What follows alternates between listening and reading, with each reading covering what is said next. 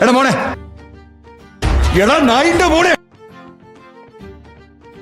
Hello guys, നിങ്ങൾക്കും നിങ്ങളുടെ ഏതൊരു ആൻഡ്രോയിഡ് ഡിവൈസും ചാർജ് കണക്ട് ചെയ്യുമ്പോഴും ഡിസ്കണക്ട് ചെയ്യുമ്പോഴും ഇതുപോലെ നോട്ടിഫിക്കേഷൻ സൗണ്ട് നമുക്ക് കസ്റ്റമൈസ് ചെയ്യാൻ പറ്റും. അതിനായി ജസ്റ്റ് പ്ലേ സ്റ്റോർ ഓപ്പൺ ചെയ്യുക, എന്നിട്ട് ബാറ്ററി ആൻഡ് സൗണ്ട് നോട്ടിഫിക്കേഷൻ എന്നൊരു ആപ്ലിക്കേഷൻ ഡൗൺലോഡ് ചെയ്യുക.